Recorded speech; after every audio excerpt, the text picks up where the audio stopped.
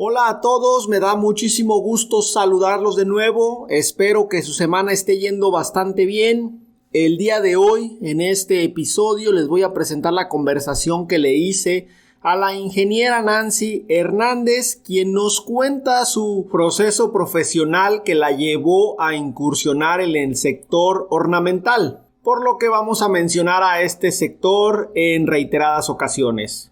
Y antes de pasar al contenido, les quiero actualizar sobre agronación, que estoy afinando los últimos detalles. Ya están las primeras 10 clases arriba. Ustedes pueden observar de qué se trata en agronación.com. Y nada, solo estoy trabajando algunas cosas para que la plataforma funcione adecuadamente. Espero sin falta el próximo lunes. Estamos hablando en este caso del lunes 8 de julio del 2024. Ya abrí la plataforma a público para que puedan acceder. Ahora sí, pasemos a la entrevista. Nancy, buenos días, ¿cómo estás? ¿Qué tal? Buenos días, Olmo. Muy bien, estamos aquí acompañándote un día. Gracias por estar aquí en el podcast. Pues nada, primero que nada, para que la gente que te está escuchando tenga contexto, cuéntanos quién es Nancy Hernández, qué estudiaste, a qué te dedicas actualmente y por qué. Bueno, pues yo soy ingeniero agrónomo, especialista en fitotecnia de profesión, egresé de la Universidad Autónoma Chapingo y dentro de mi vida profesional pues he andado buscando en qué voy a encajar correctamente. No soy un profesionista ordinario del sector agrícola, como muchos suelen ser que salen de una carrera y se especializan en algún tema en especial. Yo no lo hice de esa manera, sin embargo, mi dinámica de aprendizaje pues me ha permitido desenvolverme en muchos aspectos. El primer proyecto en el que estuve trabajando, que estuve compartiendo, fue como investigador en el área de sustratos en la empresa Agrolita. Ahí estuve a cargo del laboratorio de análisis de sustratos, diseñando mezclas, diseñando nuevos productos precisamente para sacar al mercado. Y eso es un aspecto de experiencia administrativa, diría yo, privada. El segundo lugar donde estuve fue precisamente con la revista de riego, y yo esta la voy a considerar como una empresa social, porque si bien es una empresa privada, pero el trato que tiene con la empresa, con la industria y sobre todo con el sector agrícola es más social, porque ahí estuve como editor, entonces ahí me dedicaba a crear contenidos para la revista, a hacer entrevistas, a hacer reportajes, a estar en trato directo con pues, las innovaciones de la industria. Y sobre todo, algo que me sorprendió mucho de estar ahí es cuando se asiste a una expo, cuando tú vendes un producto, un sistema de riego o puede ser un fertilizante, un agroquímico, vender información, vender conocimiento cuesta mucho trabajo. Entonces, hacer que la gente te compre una revista es sumamente complicado, pero eso sí, algo que también nos llegaba es que la gente misma nos preguntaba, oiga, ¿y este producto que se anuncia con ustedes sí funciona? Porque este otro no me funcionó. Entonces, por eso catalogo a este sector como social, porque finalmente me llegaba información buena y mala de muchos productos, de muchos servicios y sobre todo de la atención que se Eran como una brindaba referencia a a toda ustedes la para gente. quien estaba interesado en comprar algo que se anunciaba en su revista. O sea, ustedes no tenían nada que ver directamente más que el tema de la publicidad, pero ustedes a lo mejor tenían que conocer, ¿no? Para poder hablar al respecto. Sí, así es. Y de hecho, las invitaciones que nos hacía la industria a sus recorridos de campo o a sus días de campo nos ayudaban, al menos a mí, a recabar precisamente toda esa información técnica que muchos productores llegaban a preguntarnos en estos eventos donde se hace difusión de la revista. Entonces, por eso digo que es un sector social, porque finalmente ayudas a la comunidad a entender qué es lo que te está transmitiendo la industria para que lo que está trabajando ellos les llegue. Y también me decías en alguna ocasión, justamente en algún evento, que tenías que ampliar a veces o muchas veces la información que tú presentabas en los contenidos, ¿no? Que había gente que llegaba y te preguntaba, y pues yo me imagino que era como darle una masterclass ahí en vivo. Sí, de hecho, mucha gente que llegaba a las expos, por ejemplo, la Expo Agroalimentaria, que es un evento muy grande donde llega gente de todas partes de la República y de países, llegan a veces a preguntar por un problema en específico. Entonces, ellos creen que todas las industrias que están ahí en la expo se anuncian con esta revista. Digo, eso se agradece mucho que consideren esa parte de la revista. Sin embargo, el hecho de que vean un anuncio no significa que nosotros tengamos toda la información. Sin embargo, dado que yo tengo la profesión del sector agrícola, los podía asesorar.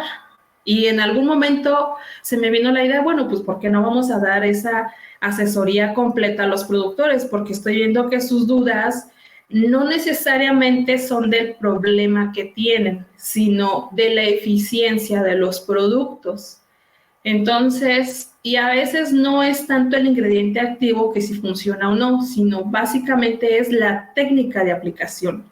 Muchos de los problemas que yo fui detectando precisamente en charlar con estas personas era básicamente eso, las dosis de aplicación, los tiempos de aplicación, el equipo para hacer esa aplicación. Porque si bien ellos dicen, yo nada más voy, quienes cuentan con un asesor, bueno, ya la hicieron y pues ellos son obviamente agricultores que ya son más empresariales.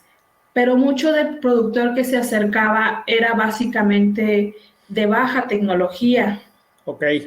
Entonces, pues ellos sí no tenían un asesor, sí no tenían con quién acudir para que les revisara su cultivo. Ellos eran de los de que llegan a una de agroquímicos y es que tengo hojas amarillas. Y pues el de los agroquímicos trata de identificar el problema, pero pues a veces le atina y a veces no. Sin embargo, el productor se va y dice, es que mi producto no funcionó. Y eso, pues al final de cuentas, daña la imagen de una empresa. Y no es que su producto no funcione, pues realmente ellos no saben cómo deben de solicitar la información, cómo deben de recibir esa asesoría. Y cuando llegaban conmigo, pues ya les daba un contexto más amplio y pues los iba dirigiendo hacia dónde podían ir, precisamente para que encontraran esas respuestas. Ok, oye, un paréntesis. ¿Por qué consideras tú que es difícil vender capacitación en el agro? Porque primero parto de que el agricultor siempre estuvo acostumbrado, y lo diré así de la familia, mandaban a sus hijos a estudiar, saben que estudiar es bueno, saben que prepararse está bien, pero siempre dijeron, ve, estudia porque un lápiz pesa menos que una pala, porque la jornada en una oficina es más ligera que la jornada aquí bajo el sol. Entonces, pues ellos saben que el conocimiento está dentro de un lugar, digámoslo así, cerrado. No tienen la certeza de que el conocimiento también está en lugares abiertos, como son sus unidades de producción.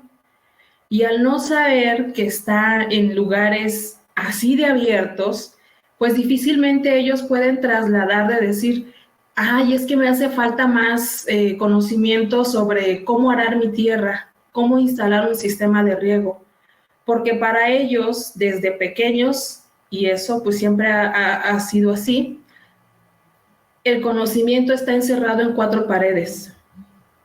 Entonces, eso creo yo ha dificultado mucho que la gente que, pues más que nada de eslabones más abajo en tecnología, se inicia a aprender, se inicia a conocer. Y muchas veces dicen, pues sí, está en los libros, pero lo que él dice en los libros no es mi realidad. Esa es otra característica que también he notado, de que el verlo plasmado en un libro, ver los dibujos en ocasiones, en un libro, dice, es que esto no se parece a lo que yo tengo. Sí. Porque no tienen esa visión de trasladar ese conocimiento, diría yo, cerrado a ese lugar vivo, a ese lugar abierto, donde ellos sí tienen el problema. Y cuando llega una persona que les hace ese intercambio de información, que se los dice, porque finalmente la gente que está en el campo aprende precisamente a través de la palabra, no tanto de ponerse a estudiar un libro, de ponerse a estudiar hoy que tenemos las tecnologías, pues a través de una computadora, de un celular. No, aprende escuchando, aprende viendo. Entonces, que la gente se capacite cuesta mucho trabajo y sobre todo yo veo muchas capacitaciones de parte de las empresas, pero con un lenguaje algo confuso para aquella gente que tiene muchas ganas de aprender, pero que no puede definir o alcanzar a comprender esos conocimientos porque de verdad son muy complejos. Sí, Aun cuando ya sean. yo he estado en eventos donde digo, bueno, si yo apenas estoy entendiendo esto, no me imagino así alguien, digamos, un agricultor que a lo mejor su expertise no es más científico, sino más práctico, ¿no? Sí, así es. Entonces, en este sentido, y cerrando el paréntesis, sigamos después de la revista de riego con tu historia.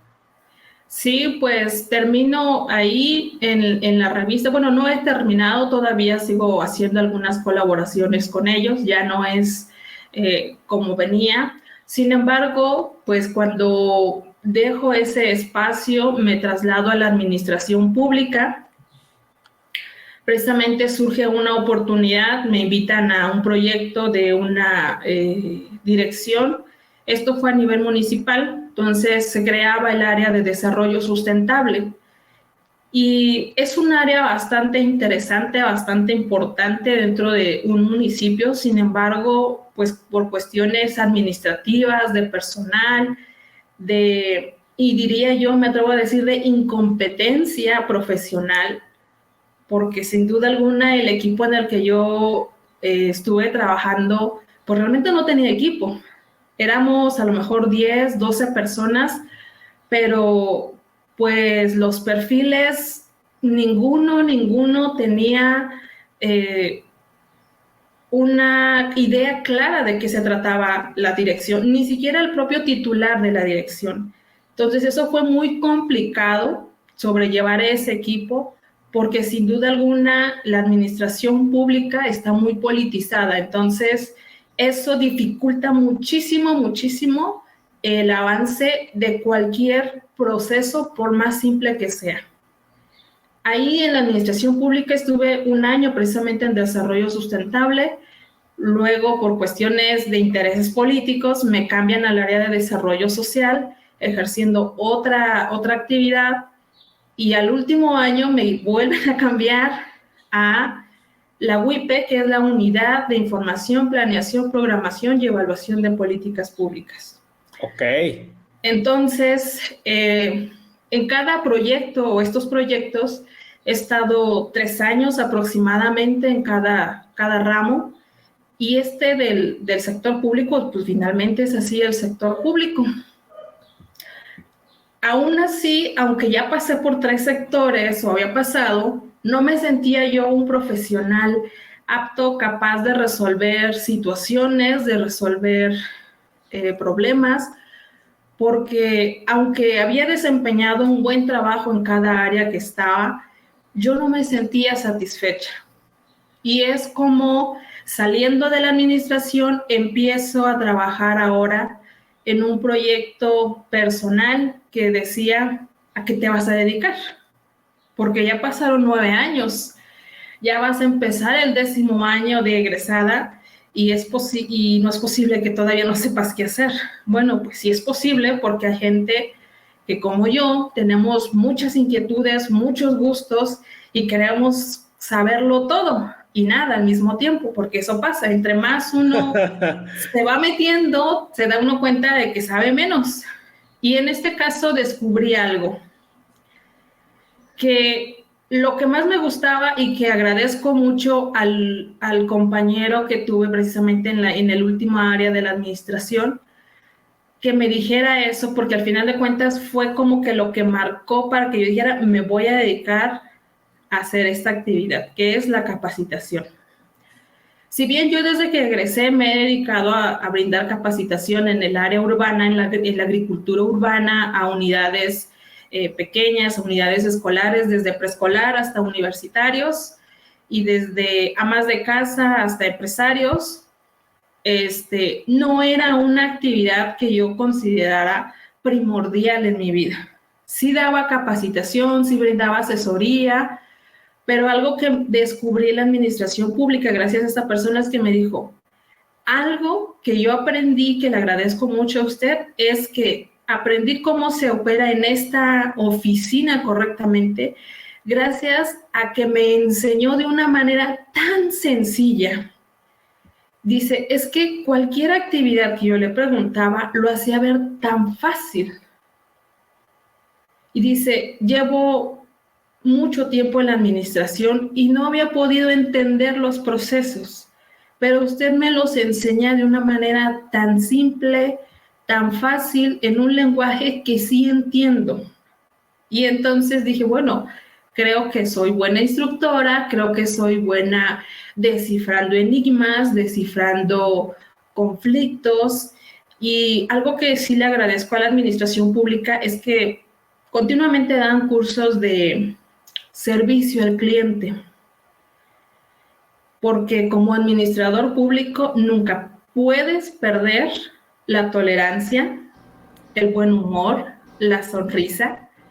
Todo el tiempo el que estés, que una gente, y más que nada en desarrollo social, donde se brindan programas sociales, la gente va a llegar, te va a insultar, te va a decir 1000 cosas y tú siempre tienes que estar calmado, tranquilo, brindándole la mejor atención, porque si tú pierdes los estribos, la oficina se vuelve un caos. Vaya, pues yo creo que esas capacitaciones no llegan a todos lados porque no me ha tocado ver esa sonrisa ni esa paciencia. Pero bueno, entonces ya llegamos a Chico Agrícola. ¿De qué va tu proyecto?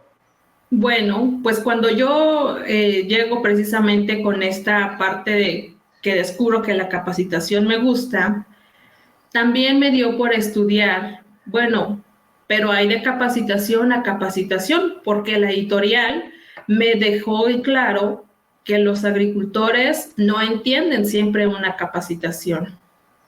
Y que cuando yo estuve en el sector privado con Agrolita, en el área de investigación, cuando yo daba información con colegas, con instituciones educativas, eran muchos tecnicismos que aquellas personas que trabajan precisamente con esos materiales y recibían esa capacitación, pues siempre se quedaban con muchas dudas porque no era clara la información. Bueno, entonces, buscando afinar precisamente qué tipo de capacitación es la que yo debería de dar y a quién se la debería de dar, es que empiezo a tomar cursos. Ahora sí que lo voy a reflejar en valores económicos, porque finalmente eso es lo que ve la gente, el valor económico. ¿Cuánto me cuesta una capacitación? Entonces empecé a tomar cursos gratuitos. Obviamente los tomaba sobre el sector que yo ya conozco, que yo domino, que es huertos en general. Okay. Entonces, cursos gratuitos, cursos de 50 pesos, cursos de 300, de 500, y creo que el más caro en ese ramo fue de 700. O sea, tú tomaste cursos para ver cómo los daban, ¿no? O sea, era tu principal Para evaluar objetivo. A los instructores, exactamente. Ajá. Entonces, pues me doy cuenta que el curso que es gratuito, si yo soy una persona que no sabe nada y que quiere establecer un huerto, con ese curso gratuito, pues tengo la emoción, la inquietud y me dejan súper animada, pero nada más. Con el curso de 50 pesos, bueno, ya me dicen cómo debo sembrar y qué es lo que debo regar, y que llega un momento en el que voy a cosechar y que voy a encontrar plagas y enfermedades y ya. pero hacerlo sola tampoco me da suficiente información para que mi proyecto sea exitoso. Con los cursos más caros, al final de cuentas, es que dicen, sí, vas a hacer lo mismo que en el curso de 50 pesos, solo que me adicionaban miles de PDFs que yo tenía que leer. Entonces dije, no es la dinámica que deberíamos de seguir. O sea, en ese aspecto sienten que dándote más información, así retacándote información, sienten que ellos cumplen con su parte. Así es. Entonces, definitivamente comprendí que ese tipo de cursos no es práctico y ni tampoco es atractivo, porque llegó un punto en el que la gente misma decía, este curso no sirve, solamente te dan puros PDFs, solamente te mandan ligas de internet, si para eso pagué mis 500, mis 800 pesos para que me den puros PDF, pues yo me meto a internet y los descargo. Y pues finalmente sí, porque son PDFs a lo mejor sencillos de encontrar. Ok. Entonces, pues eso no me agradaba. Y luego, pues empecé a tomar otros cursos para el ramo que a mí me llamaba más la atención, que es el sector ornamental. Y empiezo a buscar cursos de jardinería en específico. ¿Y cuál es la sorpresa? Que no había en ese momento que yo empecé a buscar. Yo empecé a buscar hace 3 años. Entonces, en ese momento no había ningún curso de jardinería. No había un curso de plagas y enfermedades para plantas de interior. Ahorita ya puedes encontrar a lo mejor cursos de coquedamas, de jardín de polinizadores, de jardinería general a lo mejor. Y otra cosa, que esos cursos que a lo mejor son de 2, 3 horas, pues a lo mejor tienen un costo de 800 pesos. Ajá. Pero yo a los cursos como jardinería general, que a lo mejor también son de unas 3 o 4 horas, cuestan 1,500 pesos. Ok. Y ya, si yo empecé, entonces dije, bueno, hay una oportunidad que me gustaría tomar, que me gustaría considerar como opción para que yo me dedique a eso. Y empiezo a empaparme más de esa información y empiezo a ver quiénes son los profesionales involucrados. Para esto, dije, antes de que yo empiece a brindar capacitación, necesito estudiar a mi competencia, necesito estudiar a mi cliente y necesito detectar las necesidades y las deficiencias de la competencia y las necesidades del cliente para que yo ofrezca un producto altamente diferenciado y que nadie pueda, en cierta forma, reproducirlo en el tiempo inmediato. Y en ese momento, después de tú asistir o ver tantos cursos o tantas formas de impartir una capacitación y ver este rango de precios, en ese momento, ¿qué tenías tú como idea inicial que fuera justamente diferenciadora de todo eso? Lo primero era ocupar un lenguaje coloquial, un lenguaje muy, muy sencillo. Pero como digo, en mi sector que estoy trabajando, no hay profesionistas con un lenguaje muy sencillo, o son muy sencillos, demasiado sencillos, o son demasiado técnicos y no saben trasladar o desenvolver ese lenguaje técnico para darlo al lenguaje sencillo.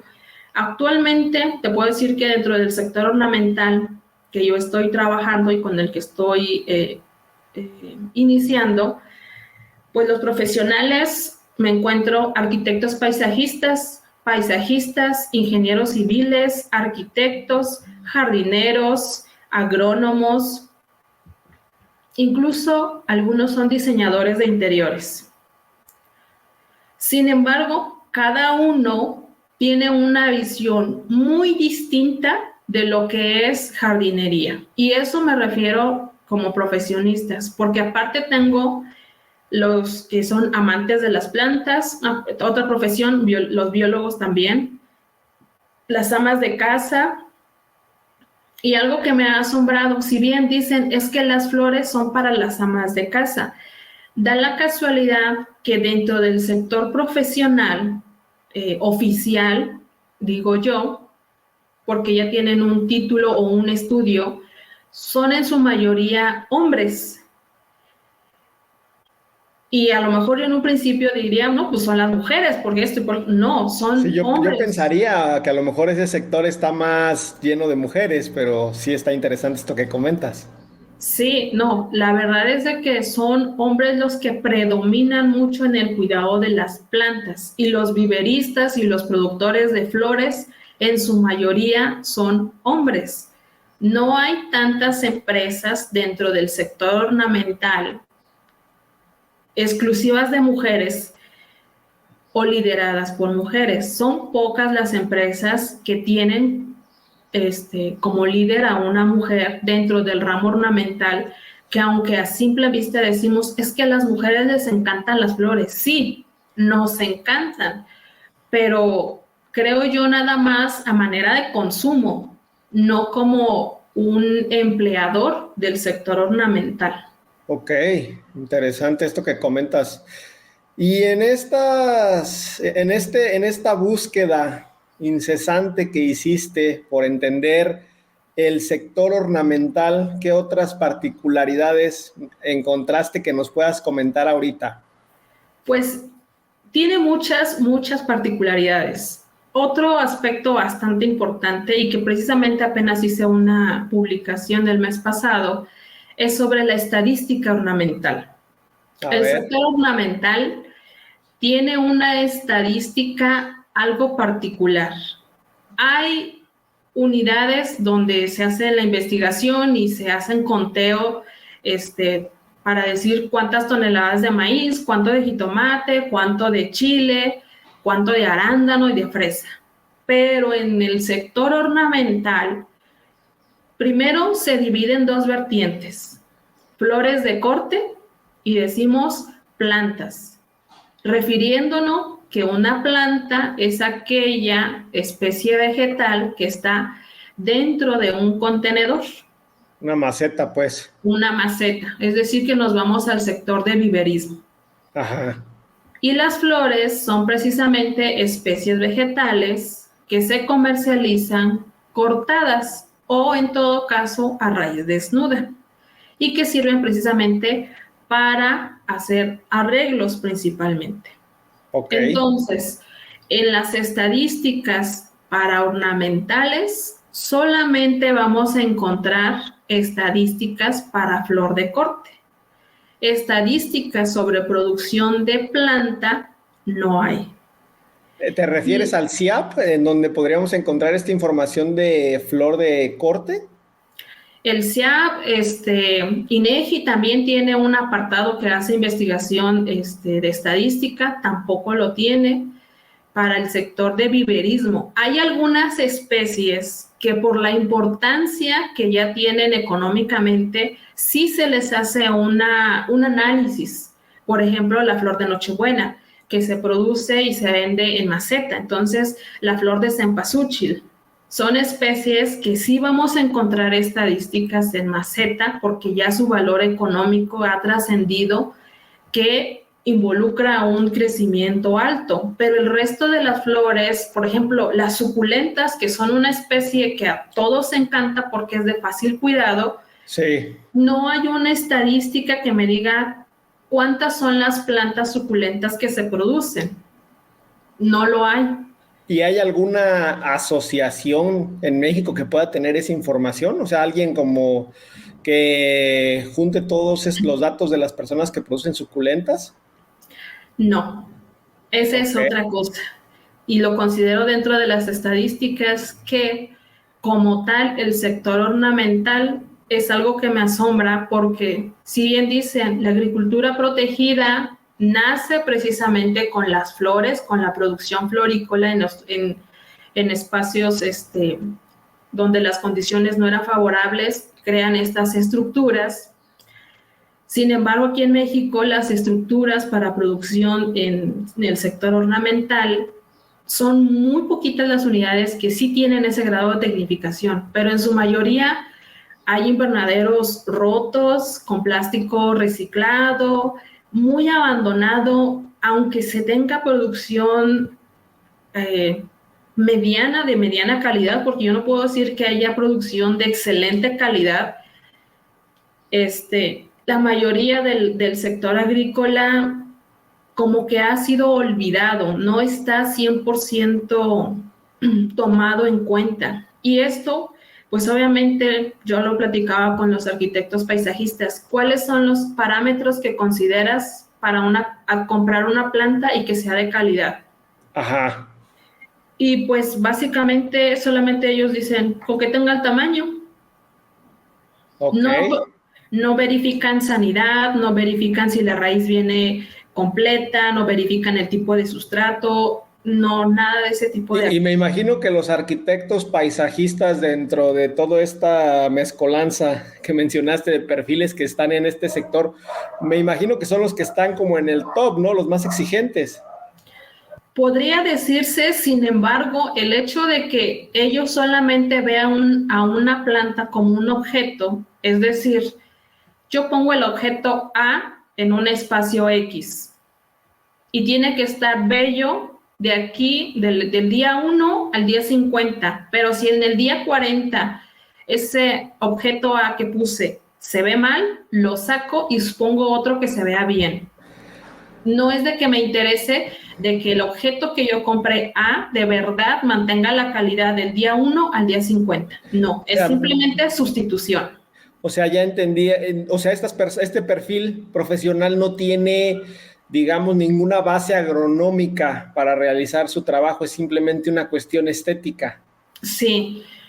Si bien dentro de las carreras o universidades que ofrecen la carrera, hay algunos temas que sí les dicen, pues las bromelias, las rosas, los árboles, qué sé yo, pero la forma en que lo ven va más de su funcionalidad, de su vistosidad, de cómo va a completar un diseño que de verdad el bienestar de esa especie.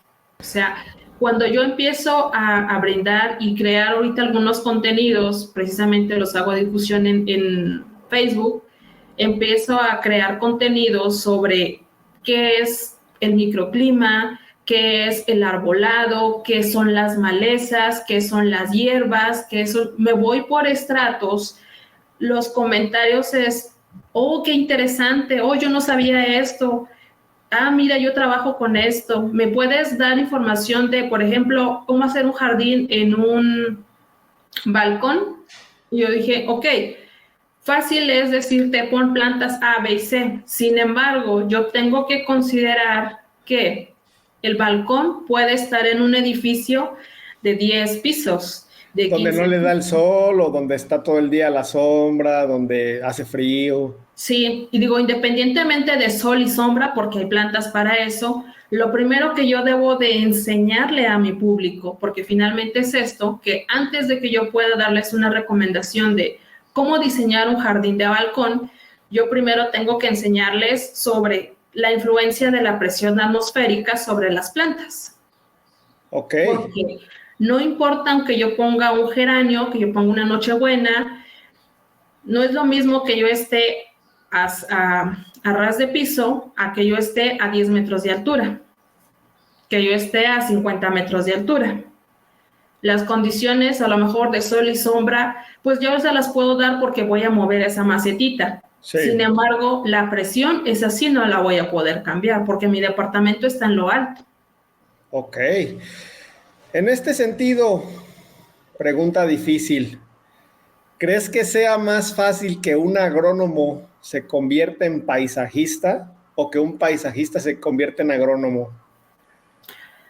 Pues dependiendo de qué es lo que busquen, porque si solamente quieres crear un diseño que se vea, un arreglo que se vea bonito, cualquier persona sin tener profesión, sin tener algún estudio previo, simplemente porque te agrada, lo haces. Entonces, un arreglo de un jardín siempre está en función de lo que le guste a quien va a estar en ese jardín. no es tanto el arquitecto que diga, ay, yo quiero un jardín minimalista, yo quiero un estilo de jardín italiano, yo quiero uno estilo oriental. No es tanto eso. Si bien se dan estos estilos por el tipo de arreglos, de formas, de figuras que se introducen en estos jardines, no quiere decir que el jardín oriental tenga las líneas, que todo tiempo tengas que tener casitas estilo japonesas o chinas. No, Ajá. simplemente que involucra sentimientos, sensaciones, aromas y sobre todo la vistosidad. Entonces, un jardín, por ejemplo, estilo italiano, dicen es que esos son jardines muy románticos que te invitan a recorrerlos tomado de la mano de tu pareja. Bueno, y dicen, no, es que esos son jardines grandes. No, puedes tener un jardín pequeño en tu casa con ese estilo romántico y no necesariamente vas a necesitar las hectáreas. Por eso digo que un diseño no necesariamente requiere una persona que de verdad tenga muchos conocimientos, porque al final de cuentas el diseño está en función de quién va a estar dentro de ese jardín. Solamente en jardines públicos o residenciales en el sentido empresarial, un hotel, un centro comercial, un museo, ya requieren sí de un diseño y una arquitectura distinta porque tiene que el jardín completar el diseño arquitectónico o destacar algo en particular. Por ejemplo, hay un jardín en Oaxaca que es donde está el árbol del tule. El árbol del tule por sí solo atrae mucha gente y yo lo visité hace muchos años cuando no tenía un jardín que tiene actual. Y entonces toda la gente admiraba el árbol y toda la gente así como que llegaba, pues veían el árbol, la fotito y se acabó. Lo abrazaban.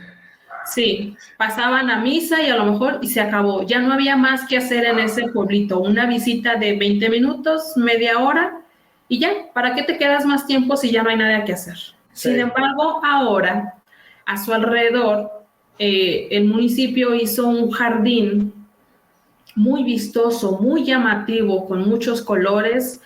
Está con un bordeo en el caso del césped muy bien definido, muy bien delimitado, que ahora, aunque tú vayas a ese lugar por el árbol del tule, ya no te quedas esos 20 minutos, sino te quedas a lo mejor todo el día porque estás admirando las figuras que están ahí, que se hacen de parte del arte topiario. Entonces, ya el atractivo se incrementó por el jardín y ya no solamente es el árbol. Entonces la gente al estar en un jardín y quedarse más tiempo requiere ahora un servicio de alimentación, un servicio de sanitarios, un servicio de descanso, lo que dio pauta a que esta comunidad vaya creciendo de forma turística, si bien por el árbol, pero ahora por ese jardín que complementa el atractivo visual principal, que es el árbol del tule. O sea, ese jardín representó mayores ingresos para la comunidad. Así es. Y porque las figuras que hicieron en ese jardín con arte topiario, pues van destacando parte de la cultura que tienen ellos. Hicieron ahí un danzante de la pluma, hicieron ahí que mariposas, que hicieron niños, que hicieron señores. Son árboles que tienen forma, árboles que se ven atractivos y que en todo momento dices, yo me quiero tomar una foto aquí, porque ese es algo que tienen los jardines. Ves un jardín bonito y dices, tómame una foto. Para las redes sociales. Para donde quieras, pero tómame una foto. Entonces, eso más que nada, pues digo, va en función de lo que quiera quien va a estar ahí o de quien quieras que esté ahí. Nancy, exactamente a través de Chico Agrícola, ¿qué ofreces en estos momentos? Y ¿quién es en estos momentos tu cliente ideal? Digo, porque pues hablaste tú desde los top acá, arquitectos paisajistas, hasta la ama de casa que, pues me acuerdo mucho de mi abuelita, ¿no? Que tenía un montón de plantas por todos lados y pues ese era su jardín, ¿no? Sin a lo mejor saber lo que un arquitecto paisajista sabe, lo que un agrónomo sabe, pero pues tenía ahí su montón de plantas. ¿A quién buscas? Bueno, primero, la capacitación la brindo a todo el público. No he definido un cliente en específico de decir solamente me voy a cerrar a los de la alta o a los de la baja. No, porque jardinería, básicamente, algo que también tienen muy particular es que los jardines más hermosos indican un poder adquisitivo mayor. Ok. Y aunque yo puedo abrir una capacitación, por ejemplo, para jardines residenciales, alguien que tenga una casa y quiere un jardín, pero yo voy a encontrar amas de casa de miles de pesos y amas de casa de cientos de pesos. Sí. Entonces, el jardín requiere los mismos cuidados. No porque una planta viva en una casa de $1 millón va a tener cuidados distintos a una planta que vive en una casa rural. No, las necesidades son las mismas, necesitan agua, necesitan nutrientes, necesitan limpieza, necesitan control de plagas y enfermedades. Entonces, en ese sentido, cuando yo abro un curso, por eso es muy importante el lenguaje, porque la gente que me va a llegar tiene muchas profesiones, tiene muchas aficiones y sobre todo tiene muchos conocimientos heredados. Esa es otra cosa. Okay. Es que mi comadre me dijo que le ponga canela. Es que mi comadre me dijo que le ponga limón. Que le ponga clavos.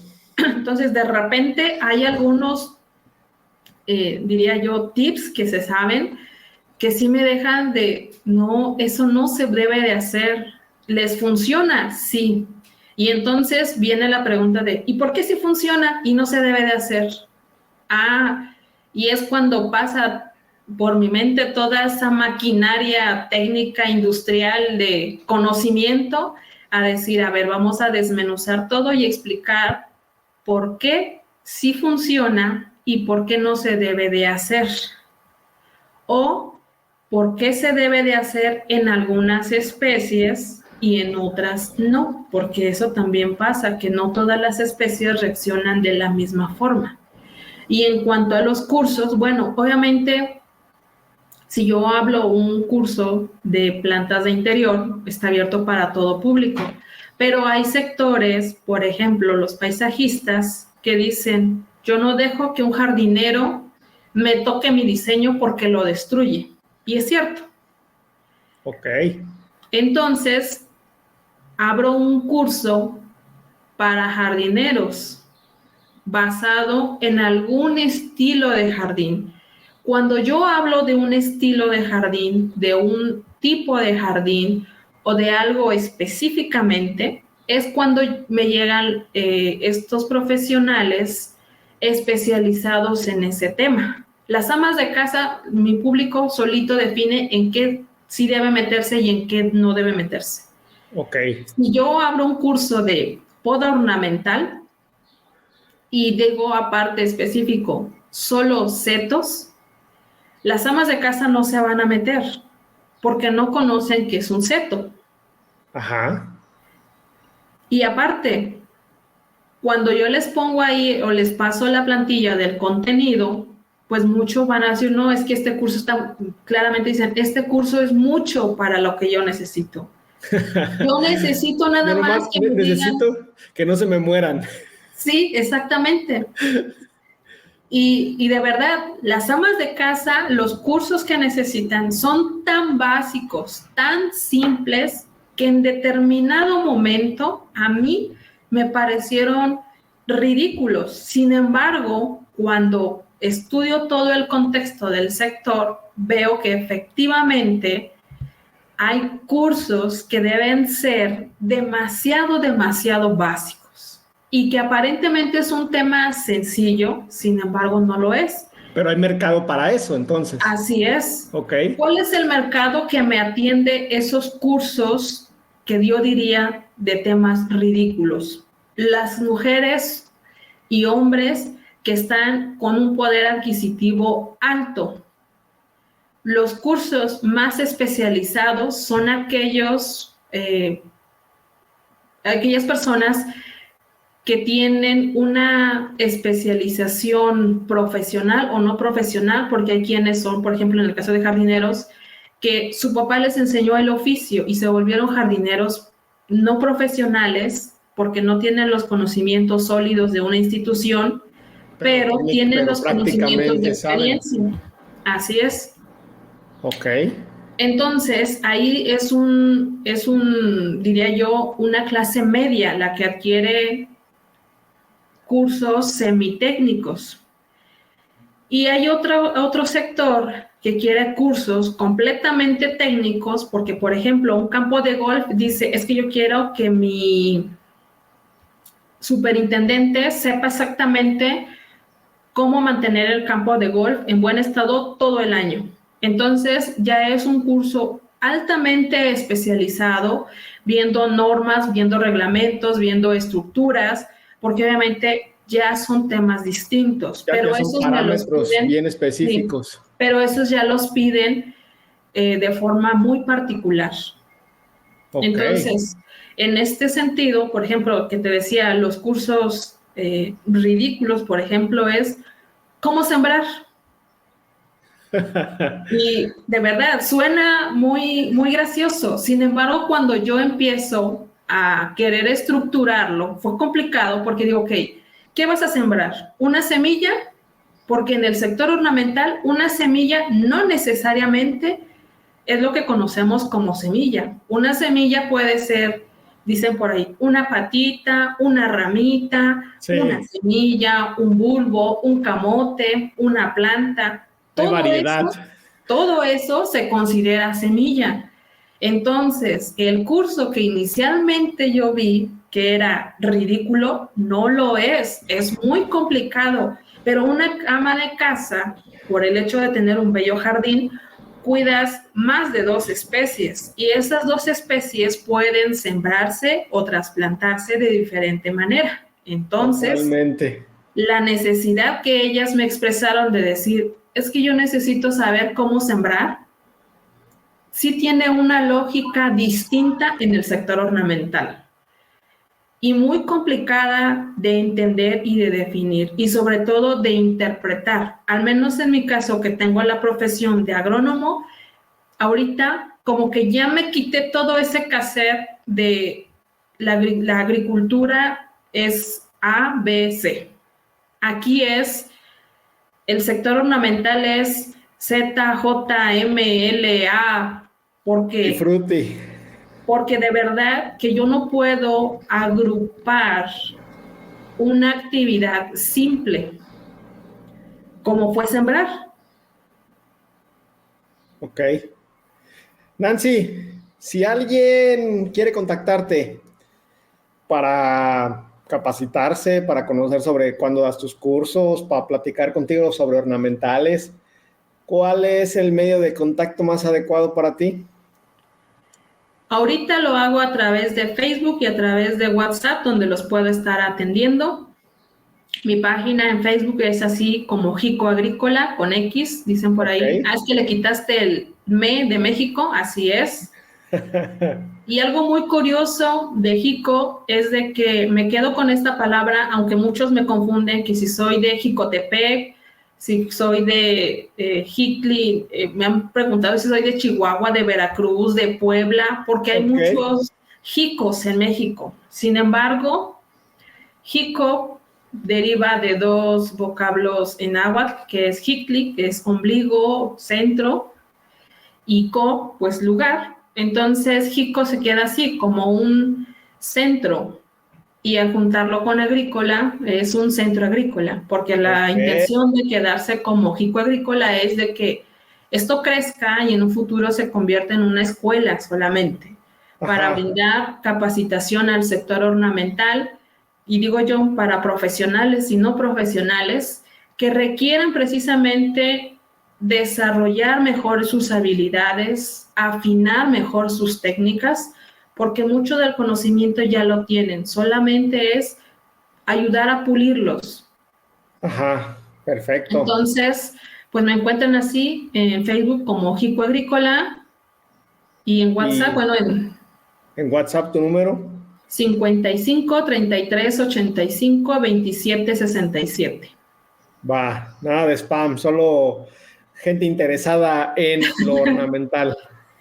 Sí, sí, no estamos cerrados y aunque ahorita hablamos más de flores, el sector ornamental es muy amplio, involucra especies maderables en el sentido de bonsaístas, Ok, en sentido de árboles navideños, en el sentido de césped, que es otro ramo muy, muy importante, campos de fútbol, ahí vemos todo el tiempo el pasto y no necesariamente son canchas a veces artificiales. Y el cuidado para una cancha deportiva es completamente distinto a tener el césped de tu casita.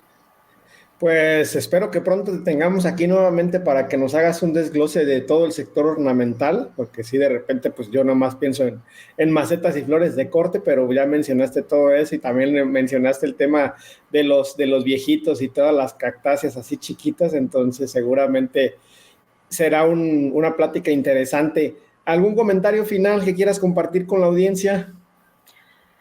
Pues que los invito a que de verdad volteen a ver al sector ornamental, de que sean conscientes de que tener una planta en casa no es solamente regarla, no es solamente decir, ay, que se ve bonita, me regalaron el ramo de flores, sino que ser consciente que para tener esa planta en casa o ese ramo de flores hay mucho trabajo detrás y que los agricultores y productores, que son los viveristas, tienen que pagar mucho. Entonces, una planta tiene un valor doble al ser un atractivo visual y a ser un atractivo económico para quien lo recibe y sobre todo pues para quien lo produce. Entonces seamos conscientes de pagar el precio justo por el sector ornamental, porque si bien es muy importante este ramo en México, pues no se ha explotado como se debe precisamente porque el cliente final no le da el valor real que tiene una planta ornamental. Y otra cosa, en el área de investigación, pues sí hay que ser conscientes y colaborar con los investigadores en la conservación de especies. Otro tema que deberíamos de platicar en algún momento. Nancy, Sí, muchas tengo, gracias. claro, cuando gustes, aquí estamos a la orden. El sector ornamental es muy amplio.